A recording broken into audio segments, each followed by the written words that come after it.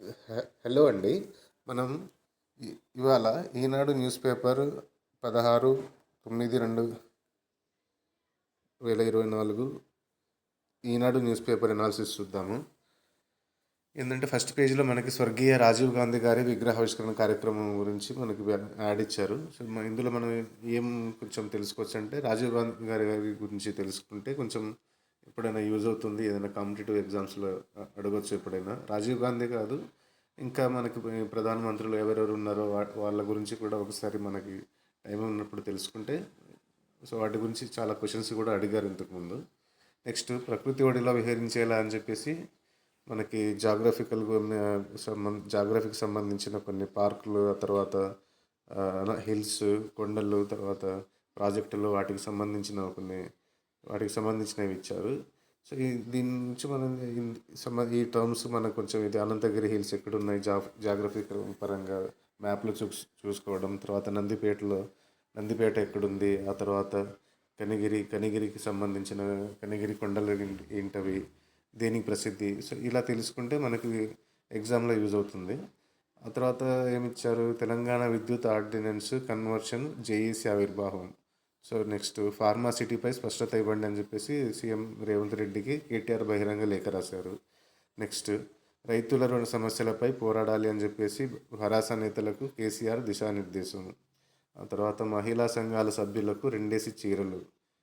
ఏంటంటే ఇది రాష్ట్రంలో 63 లక్షల మంది లబ్ధిదారులు. విధి విధానాలపై తెలంగాణ చేనేత జౌళి శాఖ కసరత్తు, సెర్ఫ్కు భాగస్వామ్యం ఇస్తామని చెప్పేసి చెప్పుకొచ్చారు.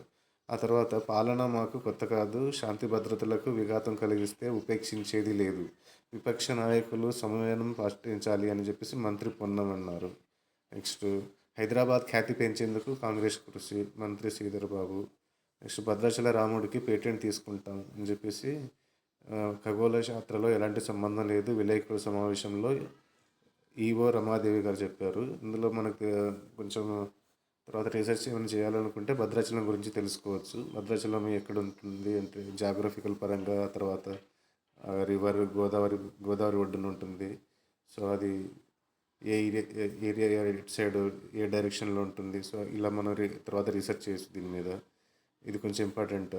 తర్వాత రాష్ట్రంలో మొదటి కంటైనర్ పాఠశాల సిద్ధం. ఎక్కడిది, ములుగు జిల్లా కన్నాయిగూడెం మండలంలోని బంగారుపల్లి గొత్తికోయ గుంపు అటవీ ప్రాంతంలో ఉంటుంది. ఇక్కడ శాశ్వత నిర్మాణాలకు అటవీ శాఖ అనుమతించదు. ఈ తండాలోని పిల్లలు సౌకర్యవంతంగా లేని ఓ గుడిసెలో విద్యాభ్యాసం కొనసాగిస్తున్నారు. ఓ ఉపాధ్యాయుని ప్రధానోపాధ్యాయుడు ఉన్నారు. కొత్త పాఠశాల నిర్మాణానికి అటవీ అధికారులు అనుమతి ఇవ్వలేదు. ఈ క్రమంలో కలెక్టర్ దివాకర్ వినూత్నంగా ఆలోచించి కంటైనర్ ఫ్రీ ఫ్యాబ్రికేటెడ్ పాఠశాల ఏర్పాటుకు శ్రీకారం చుట్టారు. సో ఇలా కంటైనర్లో పాఠశాల ఏర్పాటు చేశారంట. నెక్స్ట్ చేతుబడి అనుమానంతో 5గురి హత్య, ఛత్తీస్గఢ్ సుక్మా జిల్లాలో దారుణం. సో దీని చేతుబడి గురించి మనం కొంచెం తర్వాత రీసెర్చ్ చేయొచ్చు, ఎందుకంటే ఇది మెయిన్స్లో అడుగుతూ ఉంటారు ఏమేమి సమస్యలు ఉన్నాయి, సోషల్ ప్రాబ్లమ్స్, ఇష్యూస్. సో అందులో మనం చేతబడి ఉంటుంది, ఆ తర్వాత వరకట్నము, ఇంకా ఇలాంటివి ఉంటాయి కదా. సో సో వాటికి మనం మీరే ఆఫీసర్ అయితే ఇట్లా వాటిని రియాక్ట్ ఎలా అవుతారు. సో అలా ఆ రకమైన క్వశ్చన్స్ అడుగుతూ ఉంటారు ఎస్ఎస్లలో వాటిలో. సో దాని చేతుబడి గురించి ఒక మనం అవగాహన ఉంటే బాగుంటుంది. ఆ తర్వాత ఛత్తీస్గఢ్ సుక్మా డిస్టిక్ అవి ఎక్కడ ఉంటుంది, జాగ్రఫికల్ పరంగా కూడా మనం ఛత్తీస్గఢ్ గురించి, అందులో ఏమేమి రివర్స్ ఉంటాయి, తర్వాత మనకి ఛత్తీస్గఢ్ నుంచి మైన్స్ ఏమేమి ఎక్స్ట్రాక్ట్ చేస్తున్నారు, జాగ్రఫికల్ లొకేషన్ ఏంటిది, ఇంపార్టెన్స్ ఏంటిది, ఫిజికల్ ఫీచర్స్ ఏమి ఉన్నాయి ఛత్తీస్గఢ్లో, తర్వాత ఎకనామికల్ ఏంటిది, తర్వాత ట్రైబ్స్ ఏమేమి ఉంటాయి. సో ఇదంతా మనం ఒకసారి ఛత్తీస్గఢ్ గురించి చదువుకొని పెట్టుకుంటే మనకి మళ్ళీ తర్వాత ఎగ్జామ్స్లలో వాటిలో రివైజ్ చేసుకోవడానికి ఈజీగా ఉంటుంది. ఆ తర్వాత ద్విచక్ర వాహనాన్ని ఢీకొట్టి 150 మీటర్లు ఇచ్చుకెళ్ళిన బస్సు. నెక్స్ట్ షేక్ హసీనాపై మరో హత్యాయత్నం అభియోగం. కేసులన్నీ 155కి చేరినాయి. షేక్ హసీనా ఈమె జమ్మూ కాశ్మీర్లో తలదాచుకుంటున్న మాజీ ప్రధాని భారత్లో తలదాచుకుంటున్న మాజీ ప్రధాని షేక్ హసీనాకు తన దేశం రప్పించేందుకు బంగ్లాదేశ్ తాత్కాలిక ప్రభుత్వం ప్రయత్నాలు చేస్తుంది. సో ఈమె బంగ్లాదేశ్ నుంచి కదా, ఈమె ఇక్కడికి వచ్చి రెఫ్యూజీ ఉంటుంది. సో దీంతో షేక్ హసీనాపై నమోదైన కేసుల సంఖ్య 155కి చేరినాయి. ఇందులో హత్య కేసులే 132 ఉండడం గమనార్హం. నెక్స్ట్ ఫస్ట్ పేజీలో కేజ్రీ రాజీనామాస్త్రం 22 రోజుల తర్వాత వైదొలుగుతా అంటూ కేజ్రీవాల్ ప్రకటించారు. ఫైనల్స్ గెలుస్తాం. ఎందులో ఇది 2029లో రాహుల్ను ప్రధానం చేస్తాం. గత ఎన్నికల్లో సెమీఫైనల్స్ మాత్రమే అని చెప్పేసి కాంగ్రెస్ వాళ్ళు అంటున్నారు. ఓకే. ఎక్కువ బస్సులు కొంటేనే సాఫీ ప్రయాణం. భారీగా పెరిగిన ప్రయాణికులు. ఈసారి 2457 కొత్తవి అవసరం వచ్చినాయని చెప్పేసి కొనుగోలుకి 905.23 కోట్లు కావాలి. ముఖ్యమంత్రికి నివేదించిన ఆర్టీసీ. ఆర్టీసీ సమస్యలు వాటికి మనం అడిగితే ఇట్లాంటి మనం బస్సుల సంఖ్య పెంచాలి ఎలా అని చెప్పేసి మనం రాయొచ్చు. హైడ్రాను జిల్లాలకు విస్తరించాలని చెప్పేసి మళ్ళీ హైడ్రా గురించి చెప్తున్నారు ఇందులో. చెరువులని తెలియక స్థలాలను కొన్నవారిని ప్రభుత్వం ఆదుకోవాలి. వారంలో 2 మంత్రులు నెలకోసారి ముఖ్యమంత్రి గాంధీ భవన్కు రావాలి. జిల్లాల్లో పార్టీ కార్యాలయ భవనాలు. తొలి ప్రసంగంలో పిసిసి కొత్త అధ్యక్షుడు మహేష్ కుమార్ గౌడ్. సో ఇప్పుడు కొత్తగా మహేష్ కుమార్ గౌడ్ గారు పిసిసి కొత్త అధ్యక్షులుగా ఎన్నికయ్యారు. ఆయన కొన్ని దిశానిర్దేశాలు చేశారు. సో దానికి హైడ్రాకు సంబంధించినవి కూడా కొన్ని ఉన్నాయి వీటిలో. ఇంకేమున్నాయి, రేవంత్ పచ్చబద్దాలని చెప్పేసి ఇక్కడ కే హరీష్ రావు గారు అంటున్నారు. నెక్స్ట్ ఛాంపియన్ పేజ్ ఉంది ఇందులో నీరజ్ చోప్రా గురించి ఉంటుంది. నీరజ్ చోప్రా అయిన జావలిన్ త్రో స్టార్. సో ఇదొకటి తెలుసుకుంటే చాలు ఇందులో. నెక్స్ట్ భారత్కి ఎదురుగా నేడే కొరియాతో semis. Asia Champions Trophy hockey గురించి నడుస్తుంది. నెక్స్ట్ బంగ్లాతో జాగ్రత్త అని చెప్పేసి బంగ్లా జట్టు గురించి, బంగ్లాతో సిరీస్ నడుస్తున్నట్టు ఉంది. నెక్స్ట్ శుభ్మన్కు విశ్రాంతినిచ్చారంట. ఓకే. బంగ్లా విశ్వాసంతో ఉంది. ఓకే. రన్నరప్గా సహజ జోడీ. సహజ ఎవరు, వీళ్ళంతా ఎవరు అంటే వీళ్ళని గురించి కూడా అడగచ్చు. స్పోర్ట్స్ గురించి కూడా ఈ మధ్య క్వశ్చన్స్ ఇస్తున్నారు కదా, పర్సన్స్ ఇచ్చి వాళ్ళు ఏ స్పోర్ట్స్కి సంబంధించిన వాళ్ళని. సో ఇలాంటివి చిన్న ఇవి కూడా ఇంపార్టెంట్. ఇప్పుడు ప్రపంచ టెన్నిస్ టూర్ W35 టోర్నీ మహిళల డబుల్స్లో తెలంగాణ అమ్మాయి సహజ యామలపల్లి రన్నరప్ ట్రోఫీని దక్కించుకుంది. సహజ యామలపల్లి తెలంగాణకు సంబంధించిన అమ్మాయి.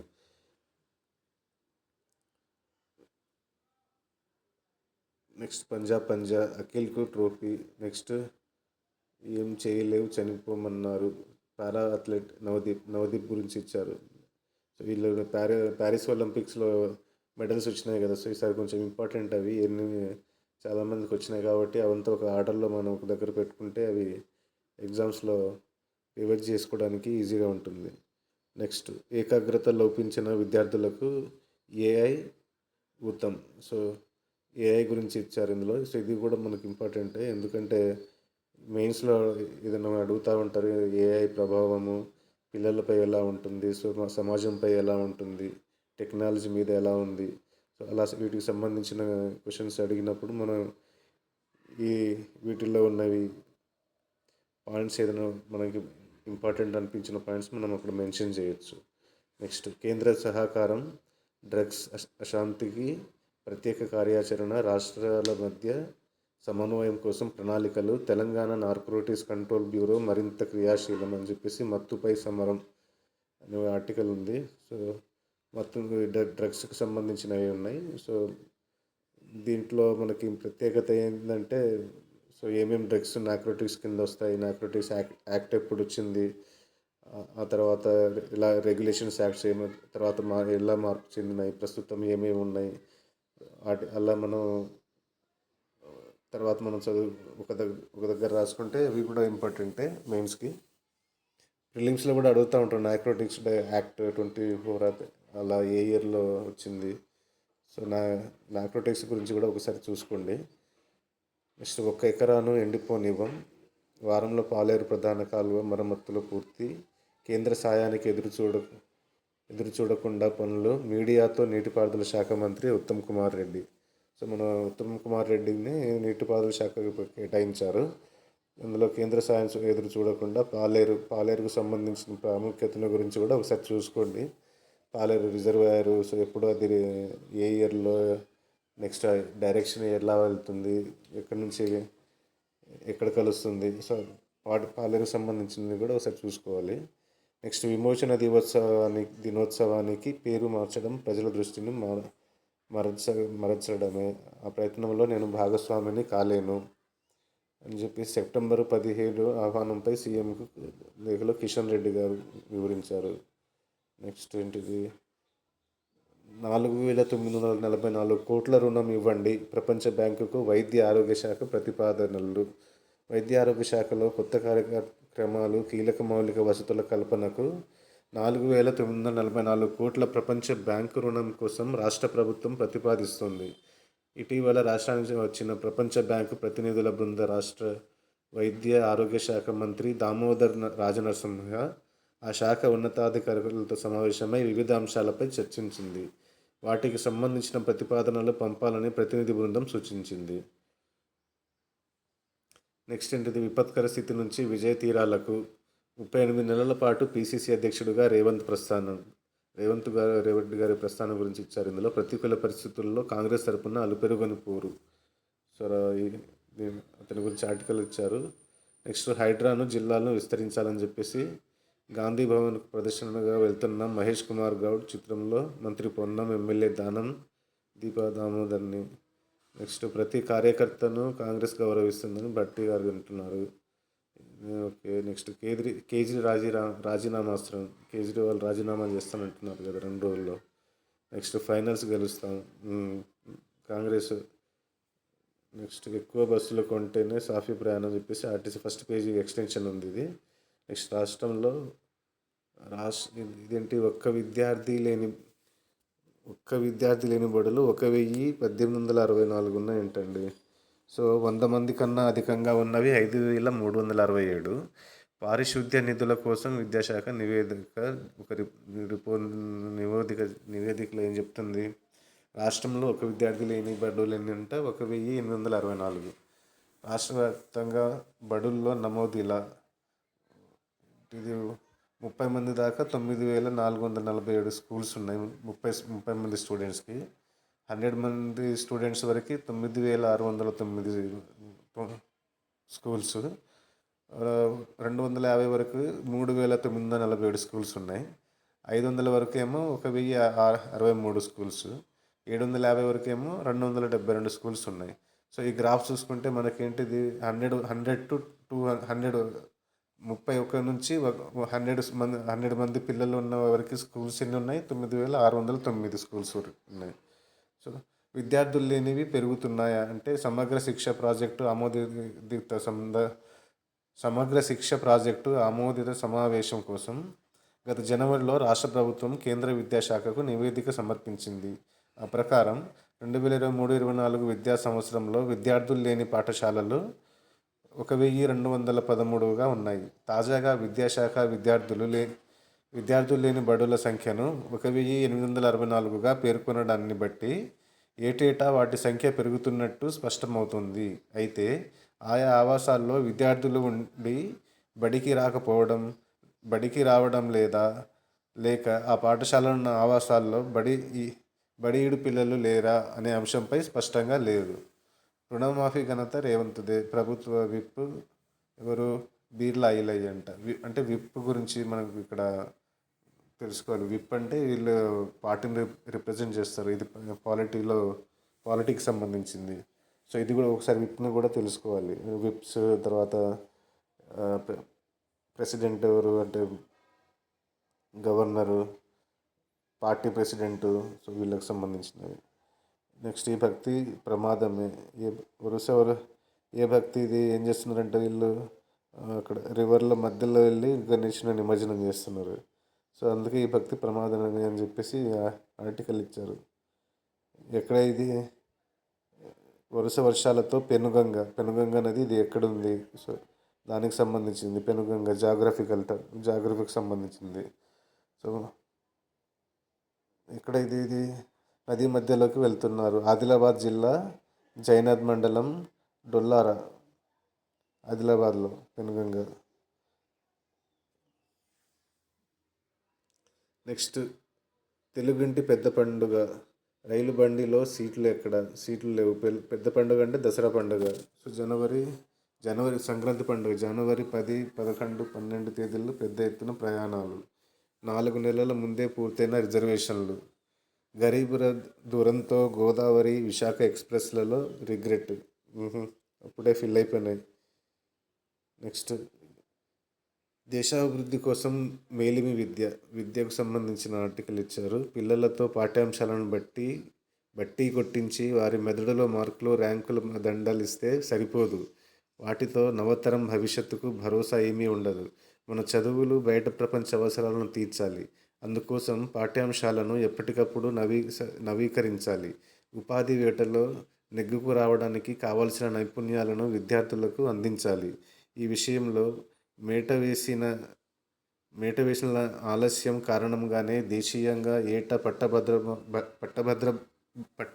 భద్రులవుతున్న 1,00,00,000 మందికి పైగా నవతరంలో మూడో వంతుకే కొలువులకు తగిన అర్హతలుంటున్నాయి.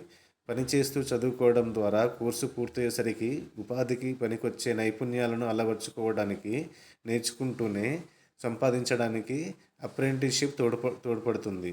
దీన్ని గుర్తించిన Switzerland, America, China, UK, Japan వంటివి అప్రెంటిస్షిప్కు అధిక ప్రాధాన్యతనిస్తున్నాయి.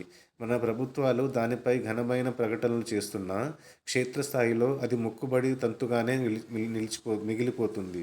రాబోయే 5 ఏళ్లలో 1,00,00,000 మందికి ఇంటర్న్షిప్ అవకాశాలు అందిస్తున్నట్టు ఇటీవలి బడ్జెట్లో కేంద్ర ప్రభుత్వం ప్రకటించింది. అది వినసొంపుగానే ఉన్నా కంపెనీలు సహకరిస్తాయా అన్నదే ప్రధాన ప్రశ్న.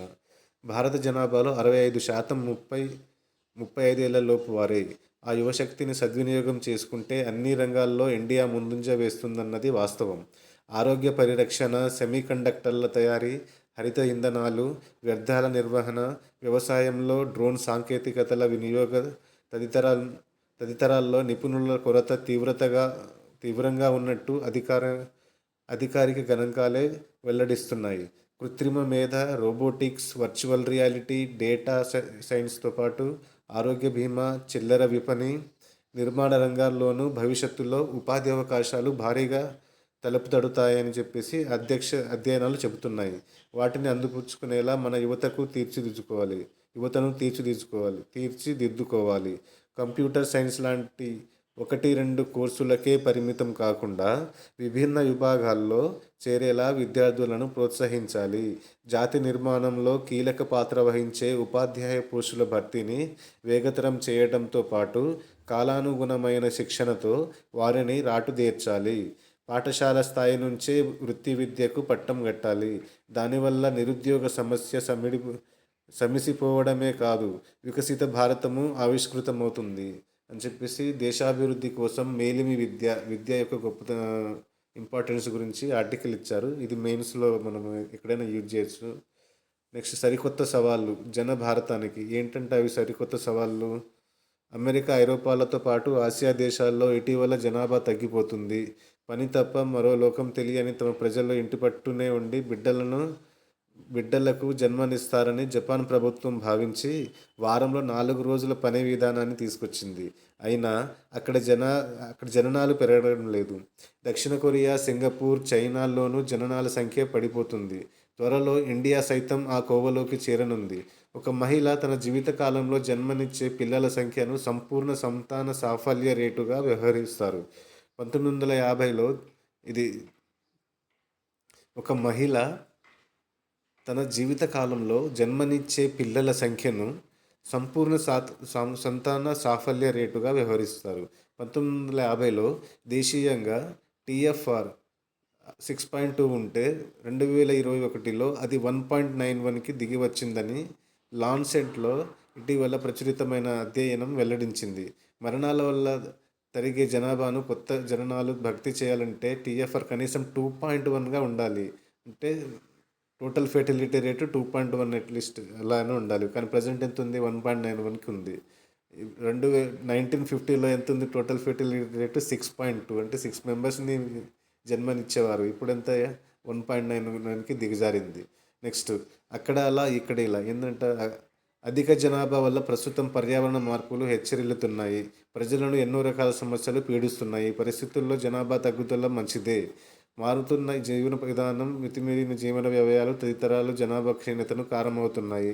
జనాభా తగ్గినప్పుడు వస్తూత్పత్తిని భారీగా చేపట్టడం కన్నా నాణ్యమైన, మేలైన వస్తువుల తయారీకి ప్రాధాన్యం ఏర్పడుతుంది. ఎప్పుడు అది జనాభా తగ్గినప్పుడు. ప్రపంచం పోను పోను పునరుత్పాదక ఇంధన వనరులకు మారుతున్నందువల్ల శిలాజ ఇంధనాల వాడకం, కర్బన ఉద్గారాలు తగ్గిపోయాయి. వాతావరణ మార్పులకు, పర్యావరణ విధ్వంసానికి కొంతవరకు తెరపడనుంది. జనాభా తగ్గినప్పుడు గ్రామాల నుంచి పట్టణాలకు వలసలు సన్నగిల్లుతాయి. కోట్లాది జనాభాతో కిక్కిరిల్లుతున్న నగరాలకు అది ఎంతో ఊరటనిస్తుంది. అయితే జనాభా తగ్గుతున్న భారతదేశమంతటా ఒకే తీరున లేదు.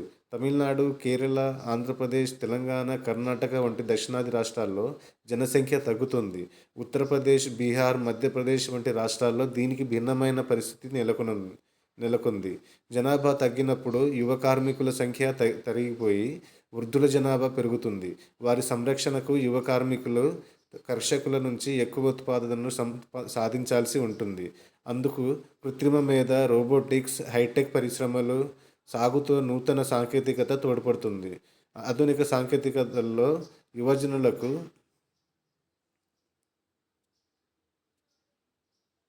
నైపుణ్య శిక్షణ ఇవ్వడం ద్వారా ఉత్పాదకతను, తద్వారా దేశ జీడిపిని పెంచవచ్చు. పాఠశాల స్థాయి నుంచి నాణ్యమైన విద్యను నేర్పాలి. జనాభా తగ్గడం మొదలైన కొత్తల్లో పనిచేసే వయసులో ఉన్న వారి సంఖ్య ఎక్కువగా ఉంటుంది. వారి చేతిలో మిగిలే ఆదాయం వస్తు సేవలకు గిరాకీని పెంచి దేశాభివృద్ధిని చోదక శక్తిగా నిలుస్తుంది.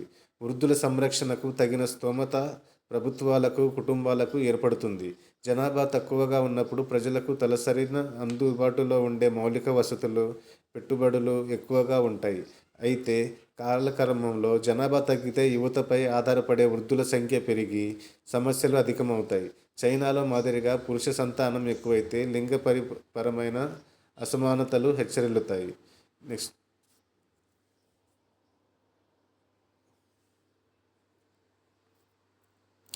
ఆయా సంవత్సరాల్లో అత్యధిక జనాభా ఉండే తొలి 5 దేశాల్లో 2024లో Bharat 145, China 141.9, America 34.5, Indonesia 28.3, Pakistan 25. So ఈ కోట్లు ఇలా 2024 జనాభాలో భారత్ ప్రజెంట్లో ఫస్ట్లో ఉంది. 55లో భారత్ ఎంత 169.2 crores అయిపోతుంది. 2100లో భారత్ వచ్చేసి 150 crores, అంటే జనాభా అప్పుడు తగ్గుతుంది 2100కి వచ్చేసింది. ఇలా ఈ డేటా ఇచ్చారు. ఆధారం ఏంటిది? United nations world population projections 2024. Next ఏంటిది? వచ్చేస్తున్నారు సైబర్ కమాండోస్. సైబర్ సెక్యూరిటీ గురించి సంబంధించిన టాపిక్ ఉంది ఇది. భారత్లో డిజిటల్ చెల్లింపులు ఎంత అవుతున్నాయి? 2023-24 వచ్చేసరికి 18,592 కోట్లు డిజిటల్ ట్రాన్సాక్షన్స్ జరిగినాయి. నెక్స్ట్, ఆన్లైన్ మోసాలు వాటికి సంబంధించినవి కూడా ఇచ్చారు. అందరూ కలిసి వస్తేనే, ఎవరికి చెప్పుకోవాలో తెలియక ప్రపంచవ్యాప్తంగా సైబర్ నేరాలు హెచ్చుమీరుతున్నాయి. భారత్లోనూ వీటి ముప్పు పెరుగుతుంది. సైబర్ నేరాలు పాల్పడి నిరుడు 7,488 కోట్లు పోగొట్టుకున్నామని, ఇందులో మహారాష్ట్ర, తెలంగాణ తొలి 2 స్థానాలు ఉన్నాయని కేంద్రం వెల్లడించింది. సో మన తెలంగాణ 2వ ప్లేస్లో ఉంది సైబర్ ఫ్రాడ్లో. నెక్స్ట్ ఏంటిది? కరీంనగర్కి డిస్టిక్ సంబంధించింది ఉందండి. నేను దీని మీద అంత కాన్సన్ట్రేట్ చేయట్లేదు. ఇంకా ఏమైనా ఇంపార్టెంట్ ఆర్టికల్స్ ఏమైనా ఉన్నాయో చూద్దాం, మనకి యూజ్ అయ్యేవి. రిజర్వేషన్ చట్టం కాంగ్రెస్కు అవకాశం. అతివలస ప్రతిపాదన లోక్సభ ప్రతిపక్ష నేత రాహుల్ గాంధీ. రాజ్యాంగ వ్యతిరేక మైండ్ సెట్. ఎందుకంటే రాహుల్ గాంధీపై ధన్కడ్ ధ్వజం ఎత్తారు. రిజర్వేషన్ చట్టం గురించి సంబంధించిన ఆర్టికల్. ఓకే, అది ఫండమెంటల్ రైట్స్ ఈ వాటిల్లో ఉంటుంది కదా. ఇది కొంచెం పాలిటిక్స్ సంబంధించిన టాపిక్. సో ఫండమెంటల్ రైట్స్ ఒకసారి చూసుకోండి.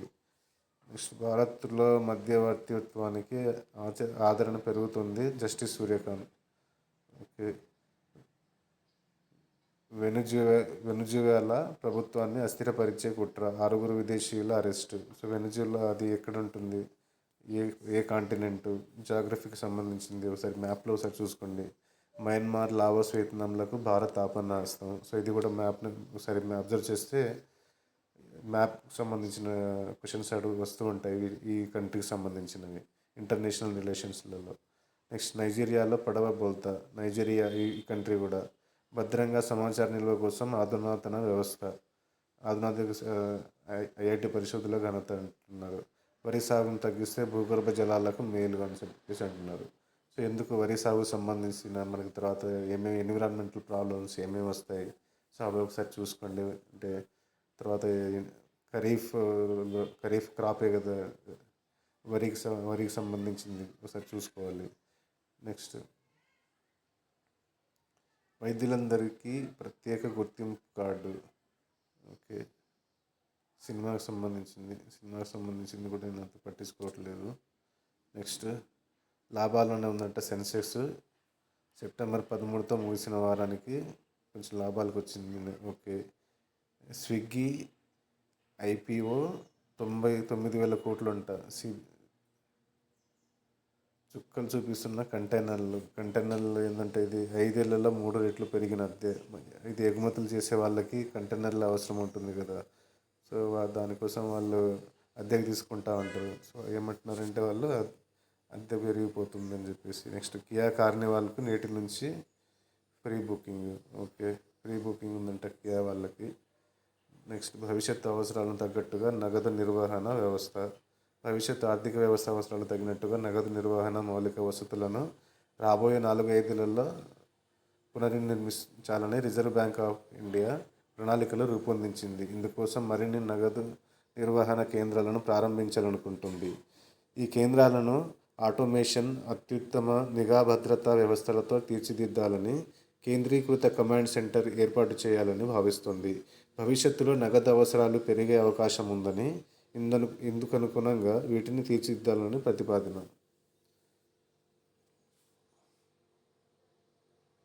ఇప్పటిదాకా నగదు చలామణి వాటికి సంబంధించిన డేటా ఇచ్చారు. మార్చి 31, 2023 చూస్తే